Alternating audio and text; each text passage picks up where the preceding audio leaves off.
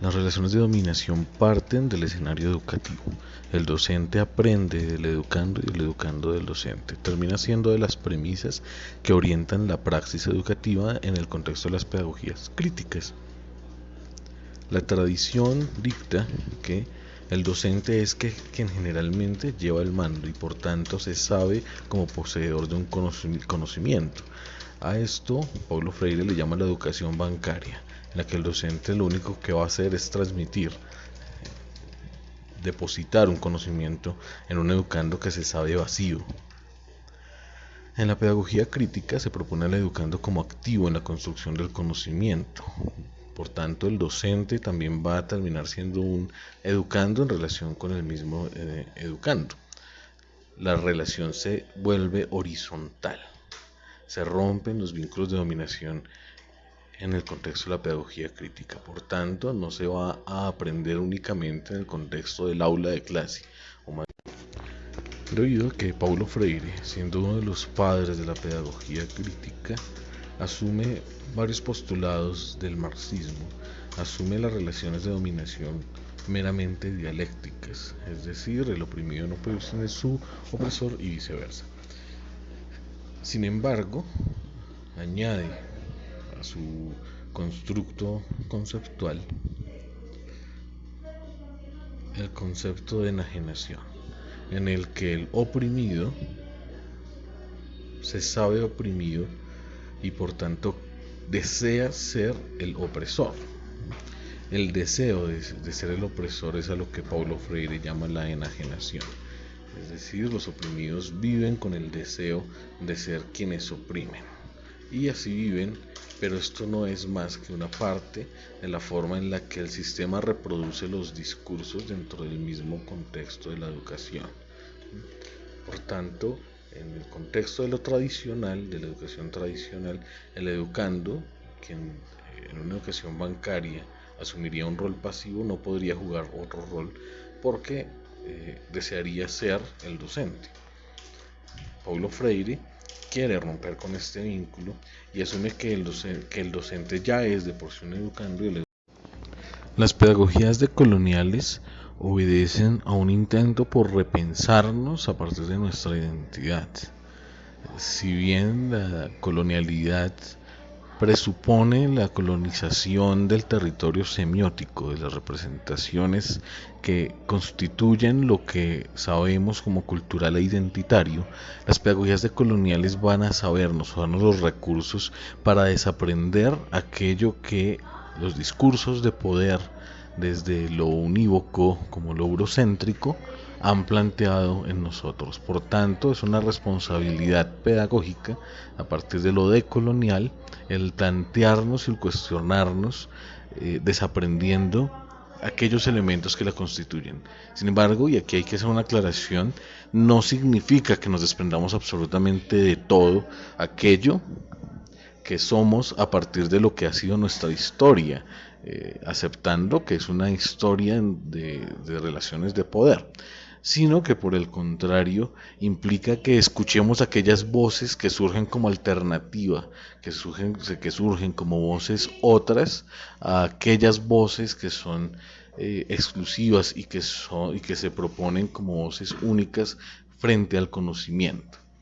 Entonces la decolonialidad pretende ser una apuesta intercultural en un contexto pluri y multicultural. Se juega a romper la univocidad que se ha impuesto desde Occidente, desde el mismo momento en el que se propusieron, el que aparecieron los movimientos colonizadores y de la colonialidad, del ser, del saber y la subjetividad. La colonialidad.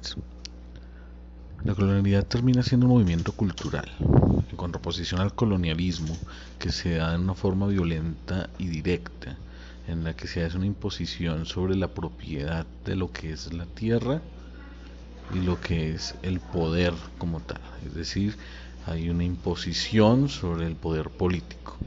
La colonialidad se da en una forma de imposición, de igual manera, pero se va a dar de una manera muchísimo más simbólica.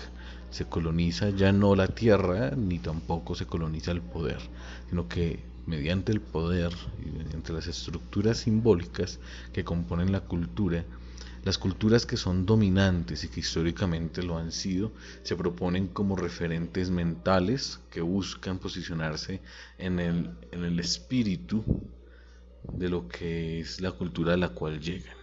¿Sí? En el colonialismo, por ejemplo, se llegaba a destruir los vestigios de la cultura originaria.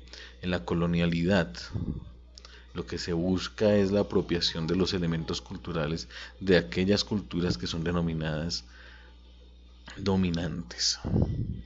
Y sí, en el caso de los latinoamericanos nos sabemos como colonizados. Por tanto, en los elementos que componen nuestra cultura y la historia que nos antecede, vamos a encontrar elementos legados de toda esta imposición, que incluso todavía se sigue dando.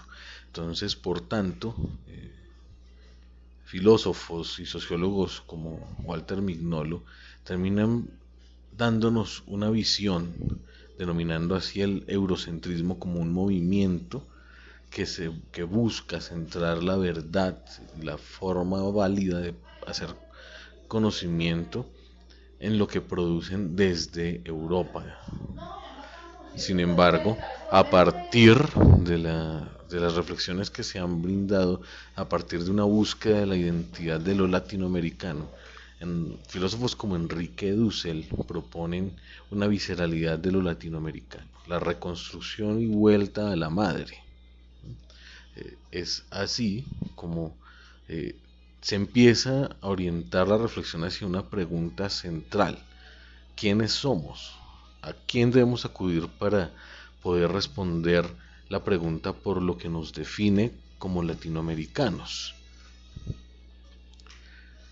La pedagogía crítica plantea de una u otra forma una, una respuesta a este inconveniente. La crítica, la autonomía de este tipo de poderes es lo que hacen que ganemos una forma de reflexionarnos y crear lo propio.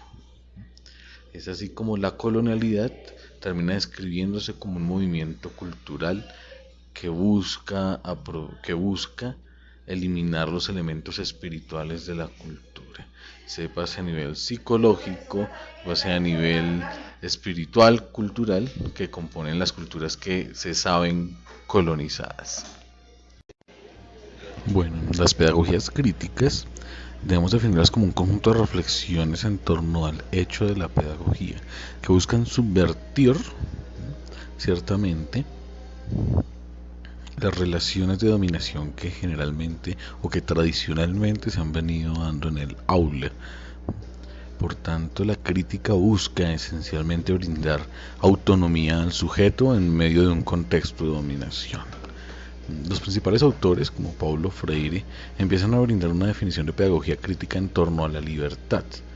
La tradición marxista, implícita en el discurso freireano, se ve ante todo en la dialéctica del amo y el esclavo, en donde el amo no puede existir sin el esclavo y el esclavo no puede existir sin su amo. Una pedagogía crítica quiere subvertir la relación y hacer consciente al esclavo que para efectos de la pedagogía crítica se denomina el oprimido, o es por lo menos la primera forma en la que aparece el sujeto que es esclavizado por un sistema económico y que ve en él al mismo tiempo al opresor. La pedagogía crítica se propone aquí entonces como un conjunto de saberes que buscan brindarle a la comunidad, al sujeto en sí mismo, las herramientas para desligarse de la relación de dominación. Y la herramienta por excelencia es la reflexión crítica. El saberse un sujeto activo capaz de transformar la realidad, que de por sí no está dada, sino que tiene que saberse como transformable.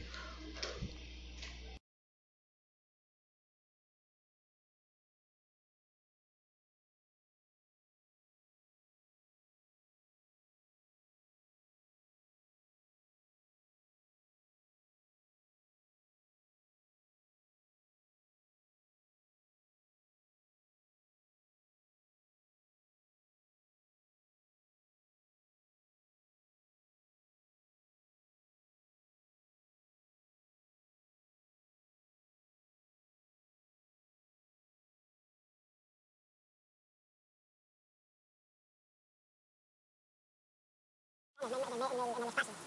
Por el día y la noche. Sí, sí. O sea, la Tierra está separada en el espacio. En el espacio. ¿Y qué es el espacio? Sí, en el espacio, ¿verdad? ¿Y qué es el espacio, José? El espacio, eso es el espacio vacío, o como le quiera uno decir, tiene varios nombres. No tiene varios nombres. ¿Y usted dónde aprendió tanto, José? Y no tuve un añito y medio de escuela, nomás en aquella escuela estudié y eso, yo la profesora me ponía, porque era muy curioso para una de las cebollas, ponía unas cebollas. Porque tiene que me da desayuno con carne. El plato poner un 60, no la carne muy descasa. Bueno, otra pregunta bien difícil, don José, ¿por qué no la responde? Ah, te espera con mucho gusto. No, usted que sabe eso. ¿Qué hacen las nubes, don José? La pregunta es, ¿por qué llueve? Bueno, ¿por qué llueve? Llueve porque hay tres calidades de nubes. Dos, que conforman llovizna. Cuando ya se conforman las tres donde producen tempestades y lluvias duras y huracanes. ¿La tercera es cuál? ¿Qué dice? Pero la tercera normal que va a ser nubia ahí, que va subiendo, no estamos andando, está subiendo, llega cierto circuito que se forma y ahí se llueve. O sea que eso que está en este momento arriba del cielo, eso no lo mojan a uno. No, eso no, para nada. Practicamos a partir de nube de lluvia. Sí, eso, yo no sé, yo he aprendido muchas cosas así sobre la Tierra. Bueno, y la historia que usted nos estaba contando de la luna, usted que sabe tanto de la luna, que nos está diciendo, la luna, la menguante y la creciente, lo que llaman menguante, es cuando que la luna es como pintar un balón de rojo y blanco. Queda medio blanco y medio rojo, ¿sí me entienden? Entonces él va girando, entonces cuando va girando se va escondiendo, hablemos de lo que no brilla. Un espejo mejor, sí, un espejo tiene una cara que brilla y la otra no brilla. El 90%, el 100% no brilla y el otro 100% brilla. Y entonces como la luna está girando en el aire, entonces se va escondiendo lo que va brillando, entonces hay algo que llaman menguante, que está mermando lo que brilla. Y cuando está creciendo es que vuelve como a tratar de aparecer lo que brilla, que es lo que es la menguante, y entonces va, y cuando ya llena la luna. Ya es cuando no la ve. Es cuando no la ve llenita, que estaba 15 días. Y la luna da dos rotaciones en sí mismo, la una la da en sí mismo en 30 días, y la otra rotación se la da vuelta a la Tierra. O sea, que le da vuelta a la Tierra la luna. Esto me encanta mucho a mí. ¿Y usted dónde aprendió eso? No, yo en la observación. En la observación. Y la luna y no han hablado de científicos. ¿A ustedes qué es una estrella? ¿Qué es una estrella?